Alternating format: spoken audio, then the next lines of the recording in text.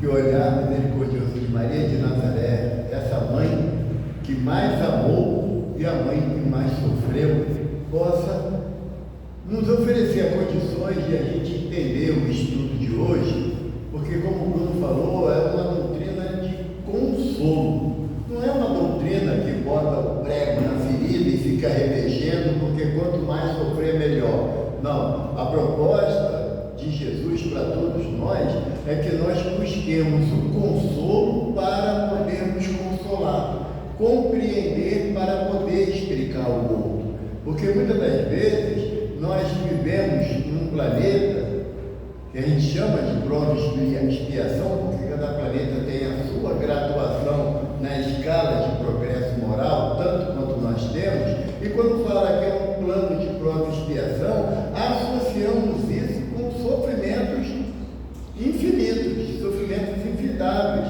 E Jesus, em nome de Deus, não quer que nós soframos, não quer que nós nos sintamos punidos, e muitas das vezes por coisas que não lembramos.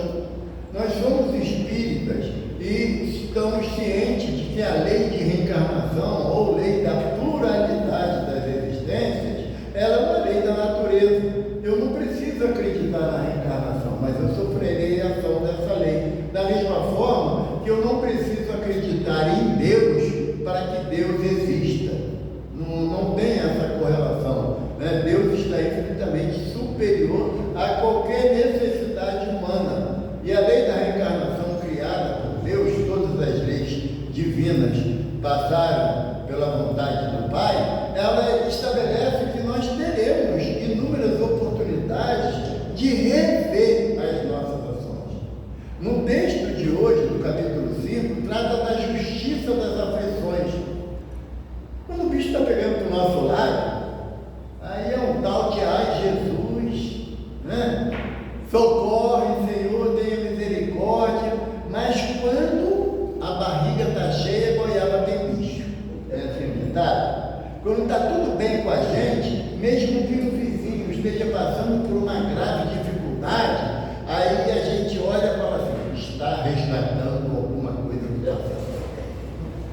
Nós sempre, o outro não tem jeito, vai ter. Tem que ligar.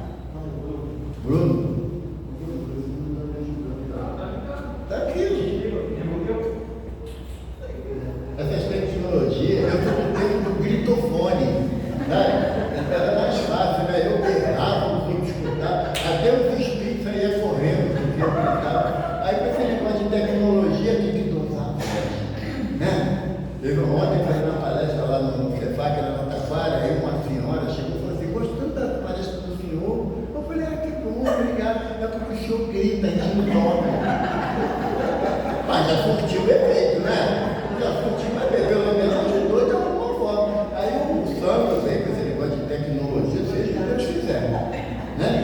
Mas essa visão que nós temos em relação ao nosso sofrimento e ao sofrimento do outro, ele esbarra numa ação de maior e de grande importância.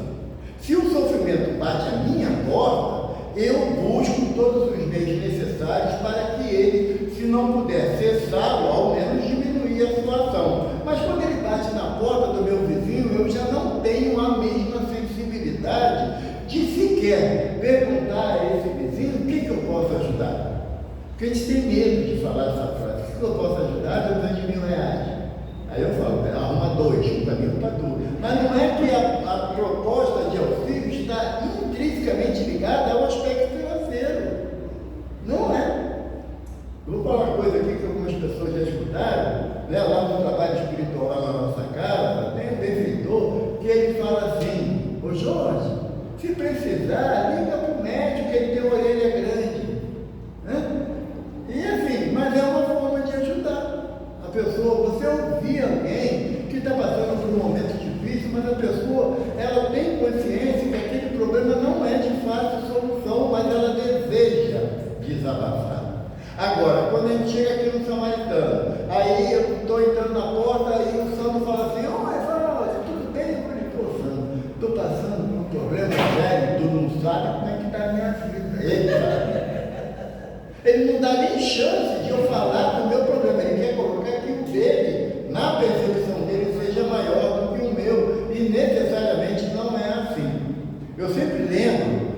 situação vivida por Chico Xavier, lá em Uberaba, e as reuniões do Chico eram 1.000, 2.000, 3.000 pessoas que ele atendia todo mundo. Ele começava 2 horas da tarde e terminava às vezes 3 horas da manhã, mas ele atendia um por um. E já lá pelas 11 horas da noite, assim, a fila ficava na rua, né? As pessoas, à medida que fosse sendo atendida, iam embora e a fila ia andando. Então, a porta lá do Espírita da Prece tinha uma senhora, jovem ainda, mas com um semblante muito dolorido, muito sofrido.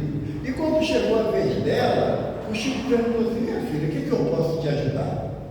Aí a mulher falou assim: seu Chico, eu sou de Goiânia e o meu marido, junto com meus 2 filhos, foram buscar a minha mãe na casa do meu irmão. E no caminho de volta, um caminhão desgovernado bateu no carro do meu marido e morreram. Meu marido, meus 2 filhos e a minha mãe. O que você vai falar?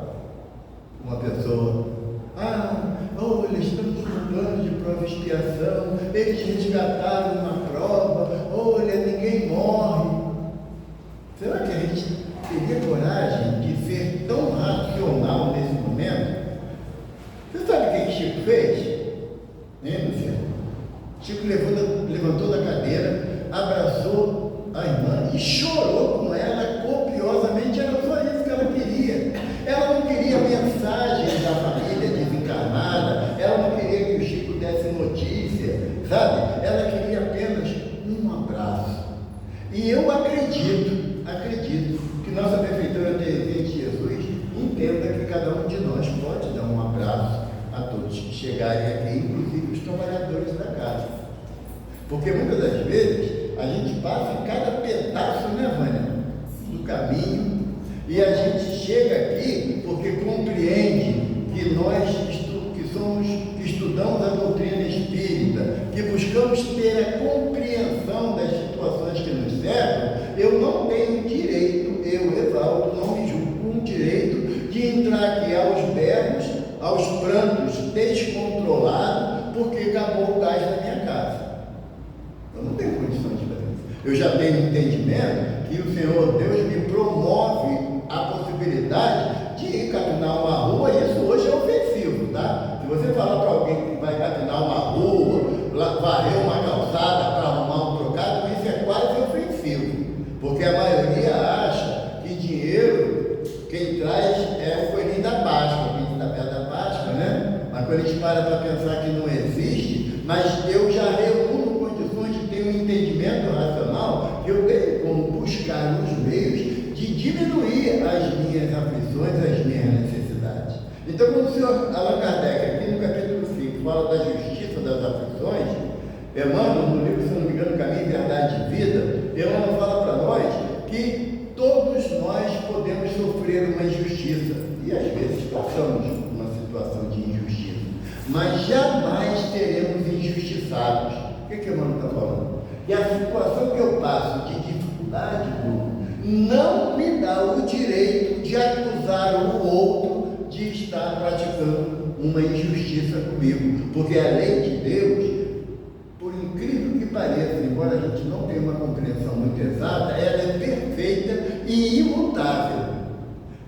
O Raul Teixeira, um palestrante espírita muito conceituado no Brasil e no exterior, ele diz que a maior encrenca do homem de entender a lei de Deus, porque na lei de Deus não tem jeitinho.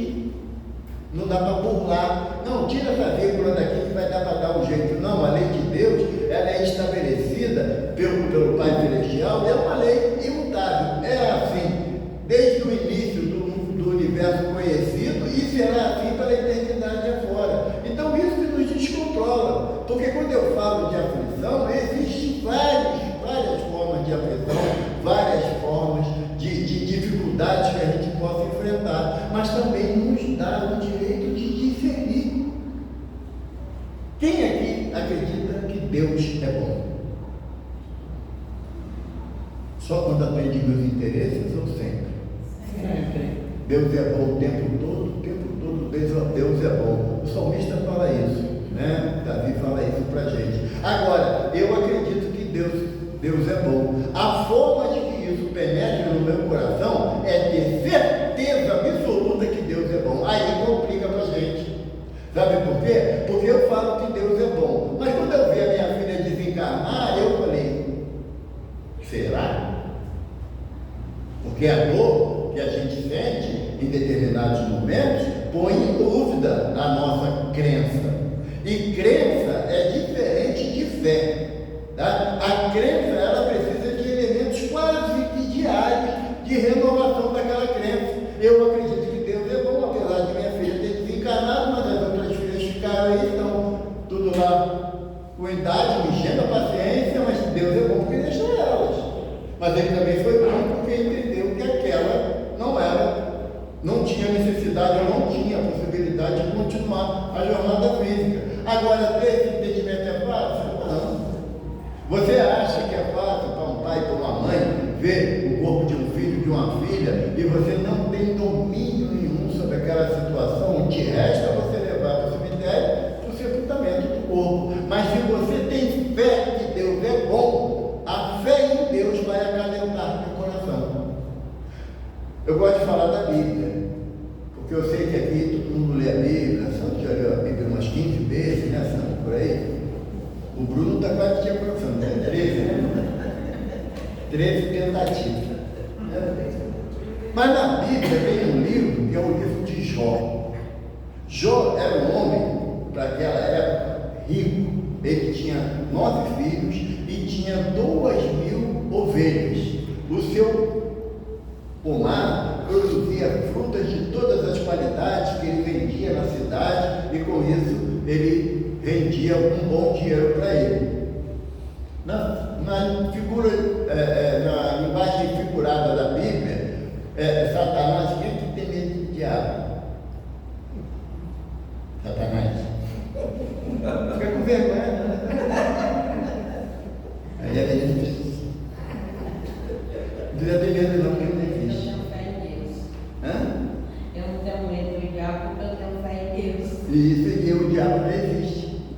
Não existe. Afirmar Jesus fala isso para nós. Mas é outro assunto. Mas na linguagem figurada da Bíblia, o Satanás chegou para Deus e falou assim: o Jó é fiel a você, porque a vida dele está tranquilona. Não tem problema de nada. 9 filhos, tudo saudável e bonito. Tem uma terra que produz tudo que ele quer. Não tem animais pra caramba. Tem dinheiro. Então, ele vai ficar reclamando de você por quê? Aí o diabo fala assim: deixa eu ir lá bagunçar um pouquinho a história de Jó. Aí Deus falou assim: vai lá, mas não toque na alma de Jó. O que simboliza esse texto? Todo mal que te atinge, grande maioria dele atinge o teu corpo, não a tua alma, se você manter a tua fé ativa. Porque é Jesus que fala que a gente tem que ter cuidado com aqueles que tentam atacar ou ferir a nossa alma. O nosso corpo é perecível. Vocês sabem que vocês vão morrer, né? Sabe, né? Espero em Deus que demore muito, para mim também. Mas a morte é inevitável. Agora, eu, espírito, eu não passarei pelo fenômeno da morte. Por quê? Porque Deus me criou para ser imortal. Por incrível que pareça, daqui a 1000 anos, a gente vai falar assim: gente, estou aturando o sangue de novo. Mas vamos lá. É o que Deus deu para a gente, né? Então, quando o Satanás fala lá para Deus que ele vai tumultuar a vida de Jó, e Deus deixou, repito, na figura linguística da Bíblia. E aí um dia Jó acorda e todos os seus animais, 2.000, estavam mortos. Todos. Jó acordou, desesperado, viu os filhos, chamou os filhos, né? E agora, pai? Aí Jó falou uma frase que deveria ecoar na nossa mente: Deus deu, Deus tirou. Bendito seja o nome do Senhor. O nome disso é obediência e resignação. Tá? Obediência e resignação. Aí ele falou: vamos fazer cofre para enterrar os animais, por causa da doença que pode surgir, tudo bem. E ele continuou com a sua fé portentosa em Deus. Aí o diabo falou assim: tá ficando difícil. E mexeu no bolso da gente, é uma encrenca, né? A gente literalmente vira bicho em algumas situações, né? Aí Jó vai dormir, quando ele acorda, você sabe o que aconteceu? Os 9 filhos dele estavam mortos. Os 9, cada um na sua casa, os 9 lá, mortinho. Jó, quando viu aquilo, claro, chorou, e lógico que tem que chorar. E aí a mulher dele, que não tinha a mesma fé, a mesma confiança de Jó, falou assim: abdica desse Deus que só lhe traz sofrimento. Aí Jó falou assim: durante toda a minha vida, Deus abençoou a minha vida. E se agora Ele está testando a minha fé, tirando o que eu tenho de mais precioso, que são meus filhos, Deus deu, Deus tirou. Bendito seja o nome do Senhor. Acabou? Não acabou. Jó foi dormir, enterrou, sepultou os filhos. Quando ele acorda, uma seca avassaladora nas terras dele, todas as árvores secas, ele não tinha mais um fruto no pé. Aí a mulher dele falou assim: se você agora não ficar com raiva de teu Deus, eu já estou com raiva dele. Isso não é coisa que se faça, não. Aí Jó falou assim: calma, mulher, deixa de ser encrenqueira. Essa história de mulher encrenqueira vem de longe, né? Deixa de ser encrenqueira, mulher. Aí Jó falou assim: se Deus nos favoreceu cultivar por tantos anos tantas frutas laboriosas, que alimentou tantas pessoas e nutriu a nossa vida, Deus deu, Deus tirou. Bendito seja o nome do Senhor. Acabou? Não. Por isso que eu falei no início, a diferença entre crença e fé é abismal. Porque a mulher de Jó, até o início das suas aflições, ela acreditava em Deus.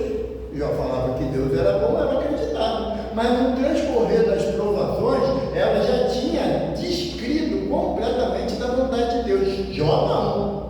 Jó continuou na fé dele ativa.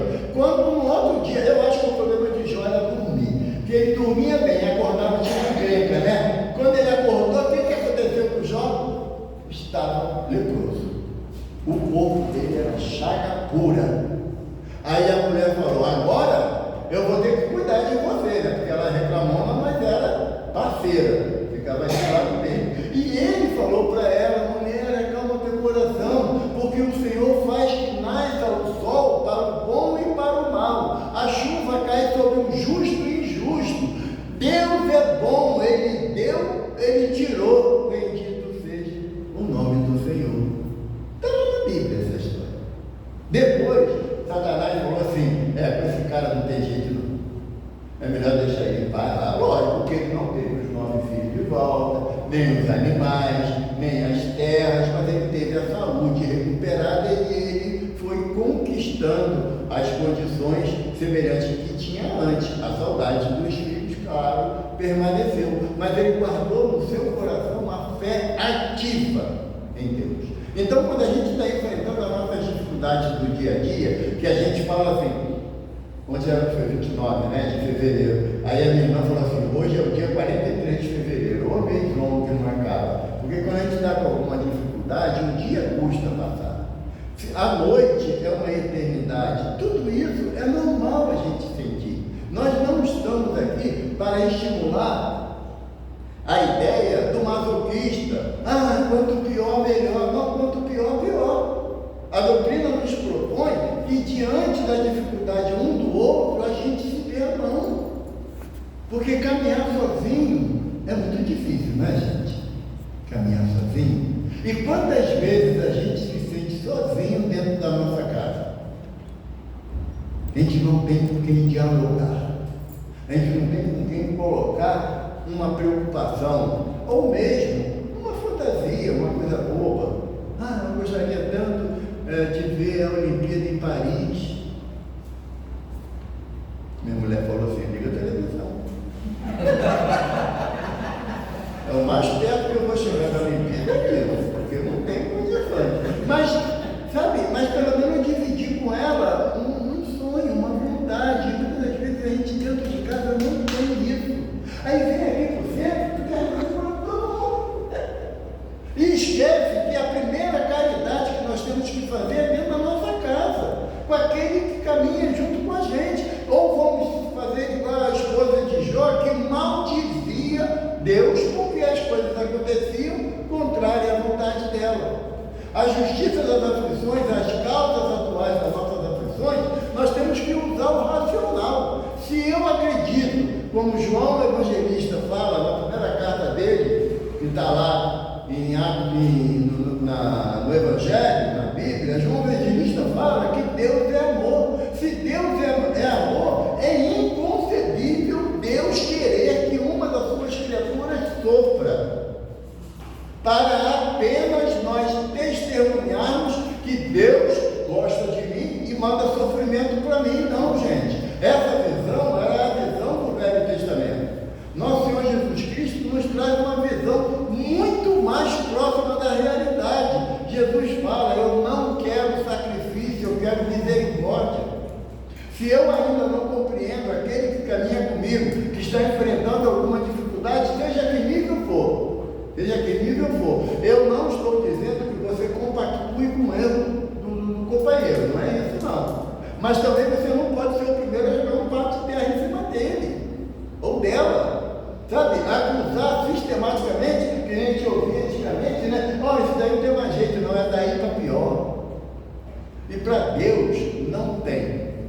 Eu costumo dizer que muitas das vezes a gente quer usar a síndrome da Gabriela, daquela novela, né? Como diga, nasci assim, cresci assim, vou morrer assim, vou para um umbral assim.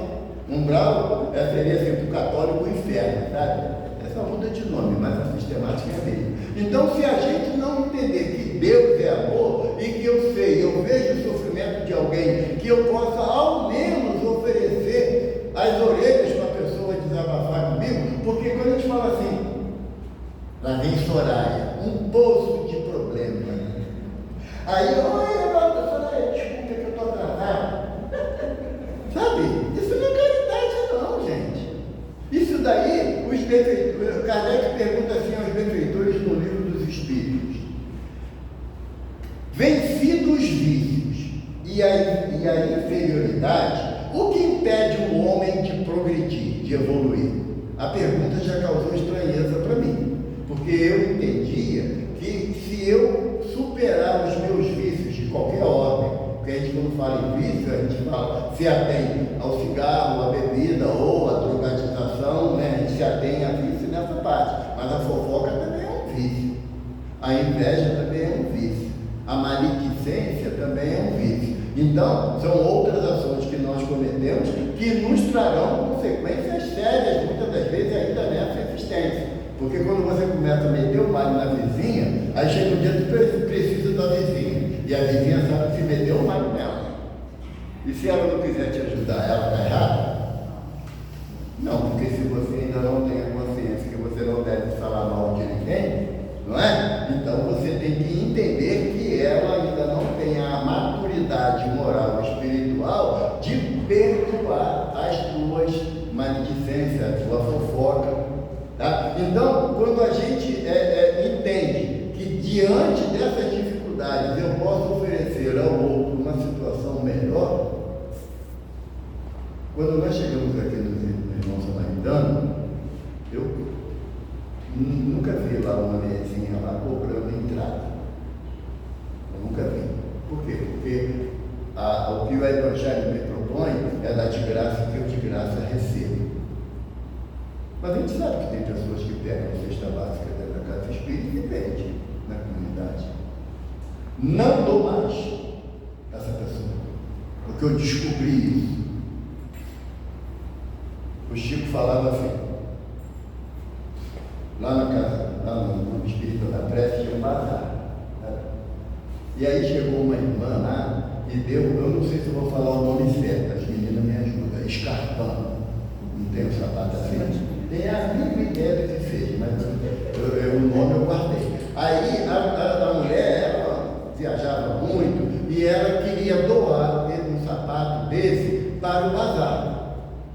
Mas só que ela fez o seguinte, velho, fez igual tu. Deu o sapato, foi sentado na porta do bazar. Sabe? Aí quando chegava alguma mulher para comprar, aí ela falava assim, esse sapato não vai ficar bem para você. É um sapato muito luxuoso, muito rico, né? Não vai ficar bem para você. E aí, o sapato ia ficando lá, ninguém comprava, aquela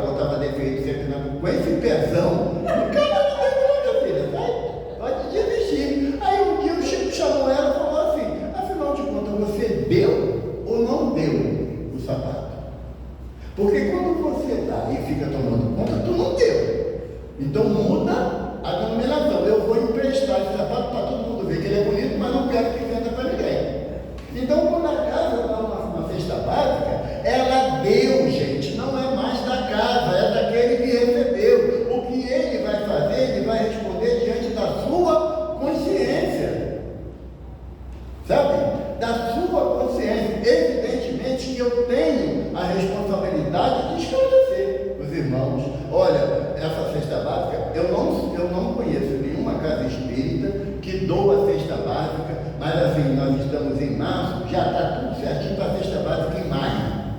Tudo já arrecadado. Todo mês é um sufoco, não é?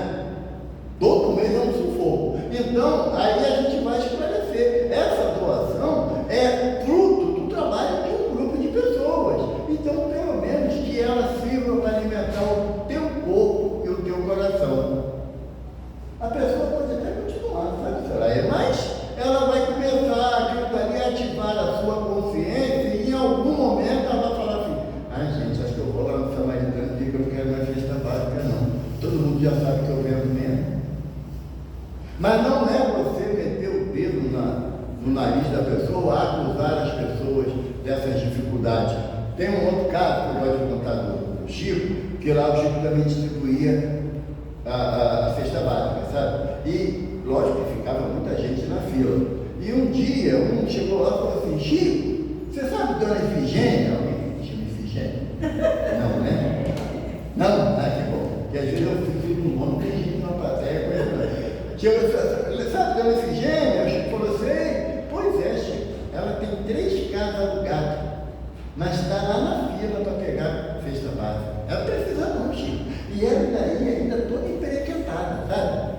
Cheia de bijuteria no pescoço. Assim, você não lembra disso não, mas cheia de laque no cabelo. Lembra dela de laque? Cheia de laque no cabelo, de batom. E ela está fila para pegar a cesta básica. Quando as pessoas pegavam a cesta básica, o Chico, à época, dava uma nota de 2 cruzeiros.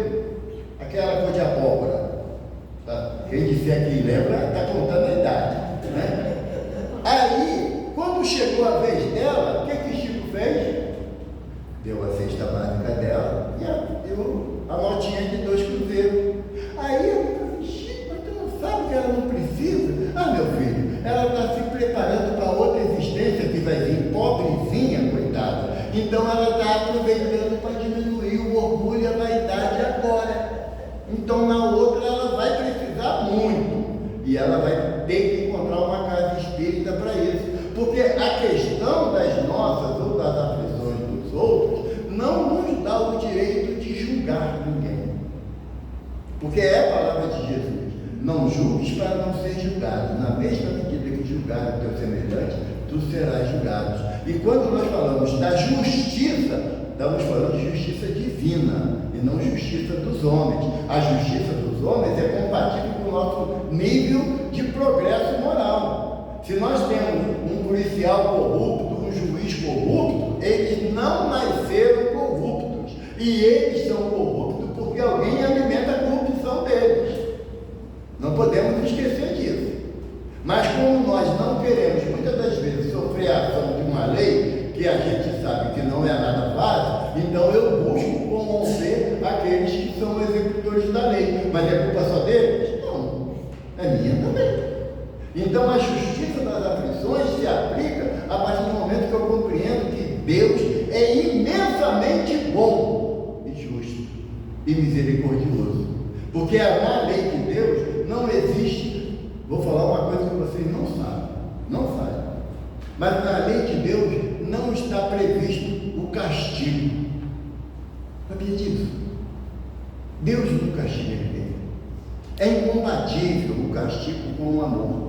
Quando os nossos filhos são pequenos, nossos netos, que tomam alguma atitude que chateia muita gente, a gente coloca ele de castigo, porque a agressão nunca resolveu, não é? A gente tem consciência disso, a agressão nunca vai educar, mas a gente coloca, tira dele aquilo que ele mais tem apego, mas ele gosta. Então, quando nós sofremos alguma ação das nossas ações, Deus está falando assim: vou tirar teu celular, nada de WhatsApp, Instagram e Facebook. Dá pavor, né? Não dá pavor?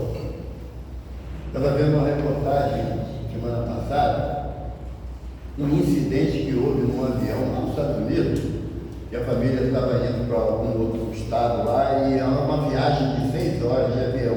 E o comandante do voo pediu, antes do avião decolar, que desligasse todos os aparelhos e mantivessem eles desligados, porque iam passar por uma turbulência, é um vento que sacode muito o avião. E aí o comandante pediu apenas 40 minutos com os aparelhos desligados. Uma menina de 11 anos teve uma crise nervosa, porque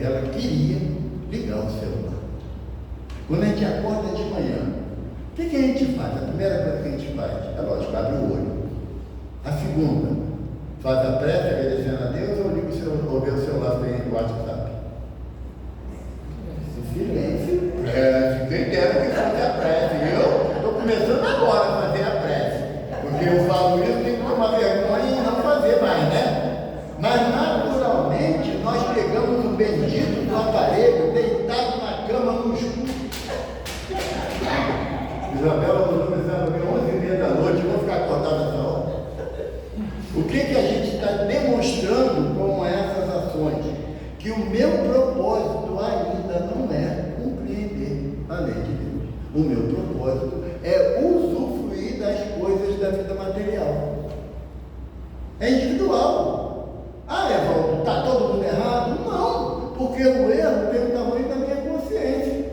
Se eu, estou falando sério, gente, eu faço isso, eu acordo, faço a minha prece, não é aquela prece feita para não ser escrito, parabéns, obrigado, que eu fiquei para a mente, para até sei lá. Não, sabe? É uma prece que eu faço e vou em busca daquilo que eu posso ajudar, e após a prece, olha que maravilha que eu quero fazer, mas não faço. Quero levantar e ir para o banheiro fazer minha higiene, depois botar água no fogo para fazer um café, né? Tomar o café para minha esposa e depois pegar o celular. Ainda não faço. Mas é o meu desejo, é o que eu quero fazer.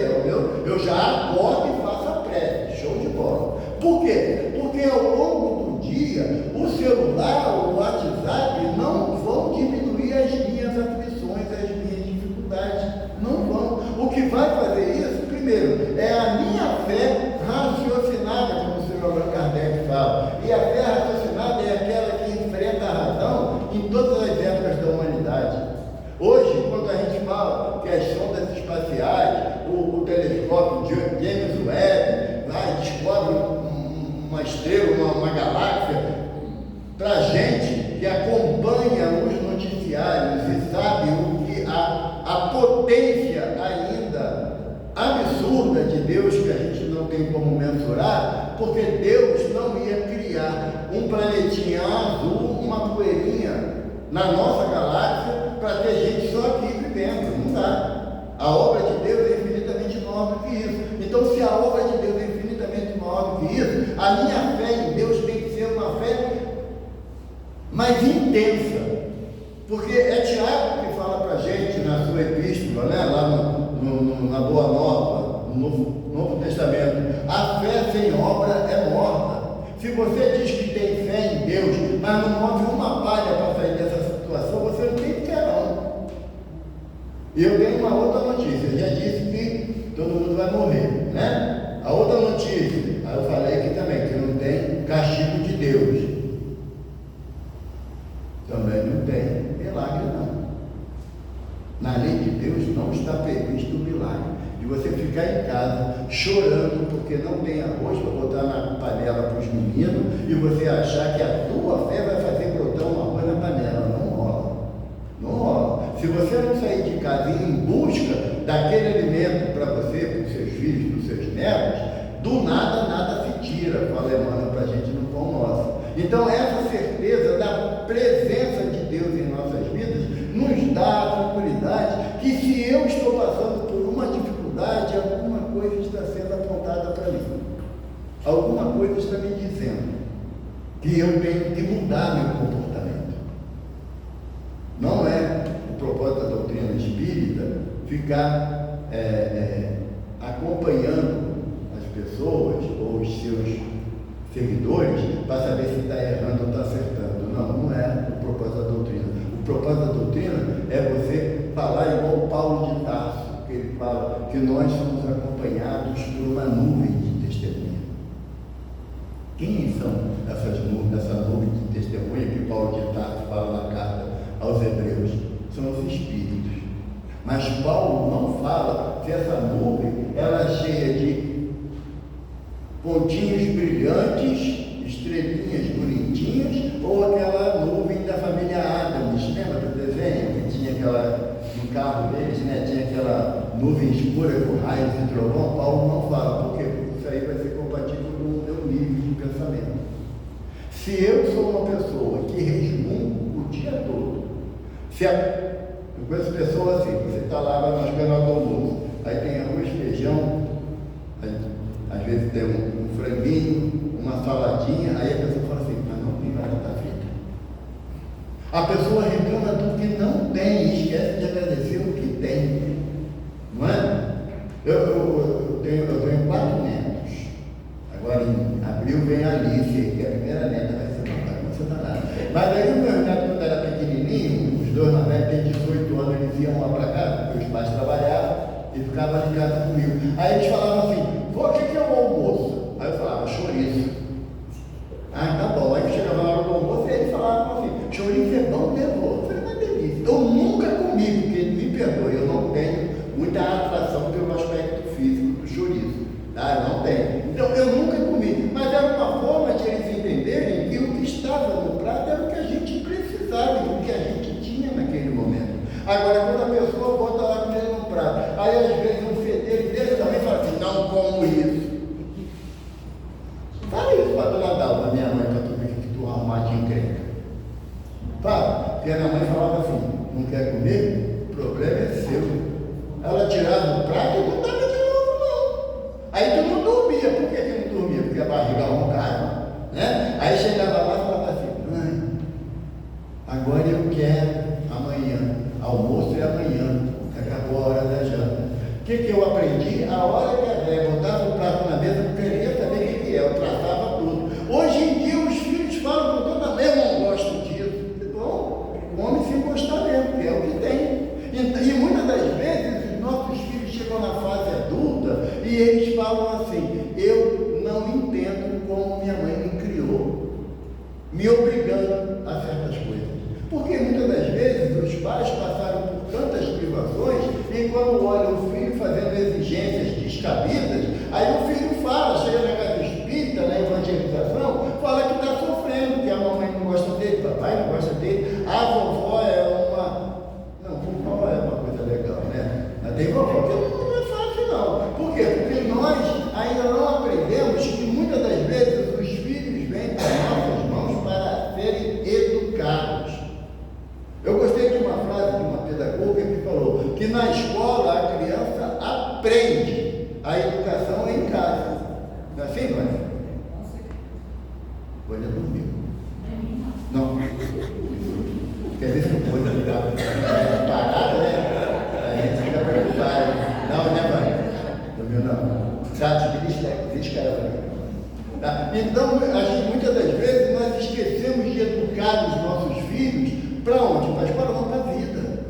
Aí quando chega na fase, na adolescência ou na juventude, é uma criança que não tem limite, não tendo limite, ele vai ter aflições na vida dele. E aí é culpa de Deus? Não pode. Já temos consciência que Deus, sendo infinitamente bom e justo, Jesus fala isso, Deus quer sempre nos proporcionar o melhor.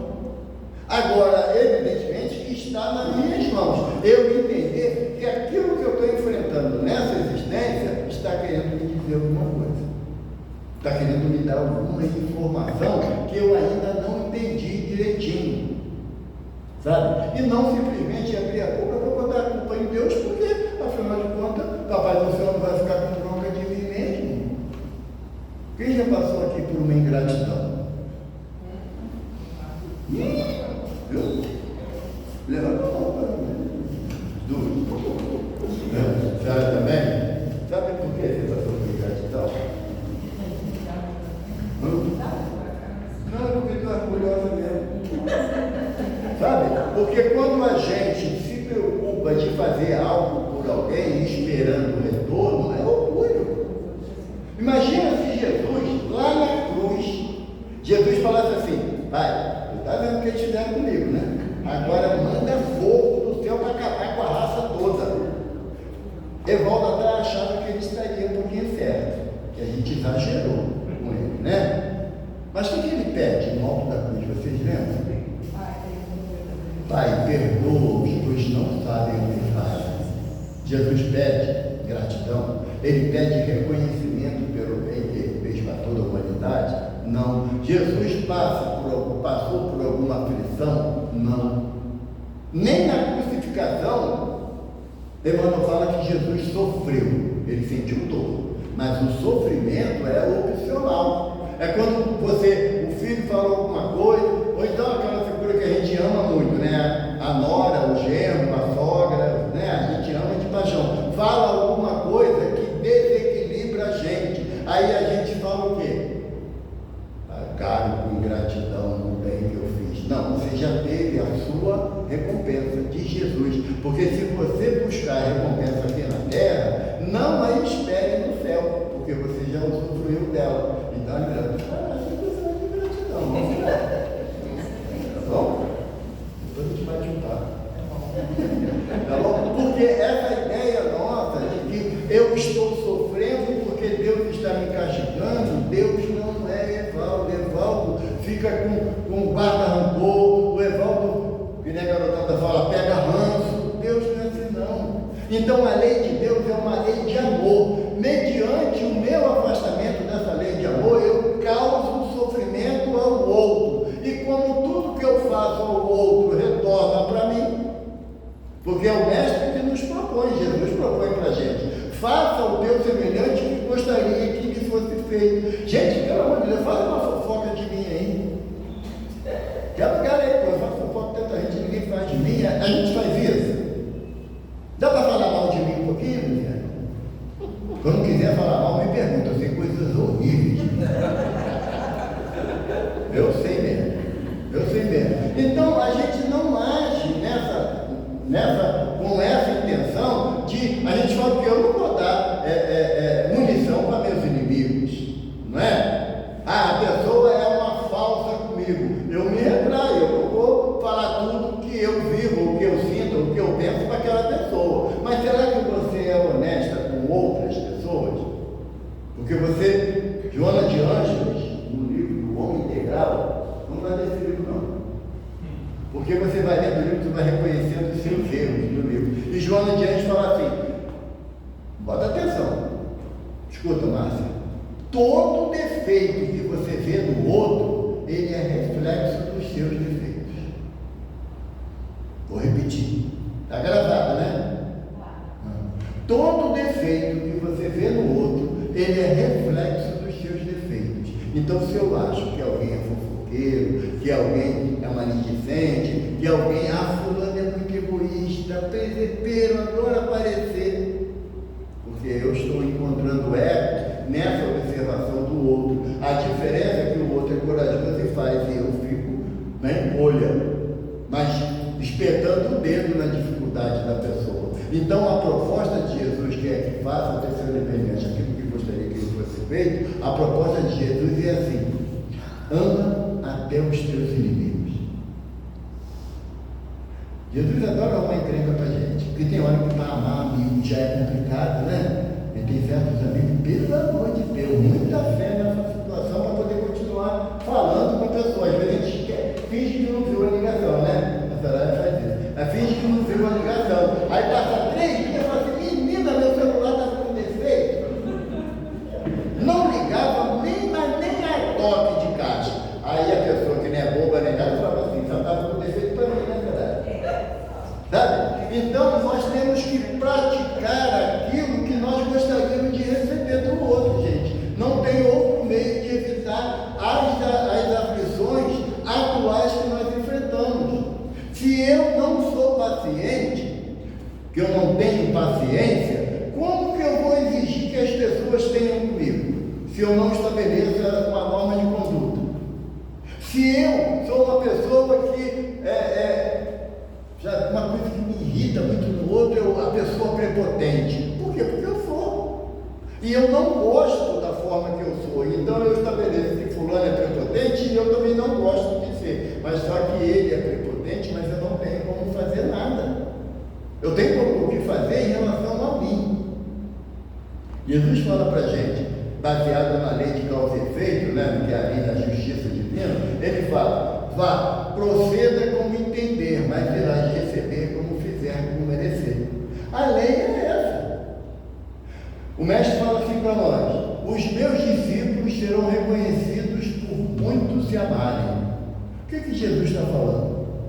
É você amar o presidente que você não gosta, o governador que você não gosta, o prefeito que você odeia, um país tal que Deus me livre, nunca boto meus pés lá, porque é o amor que é a tônica do Evangelho de Jesus. A única forma que tem de você se distanciar das aflições que você enfrenta, dos problemas que você vive, a única forma é através do amor, não há outra.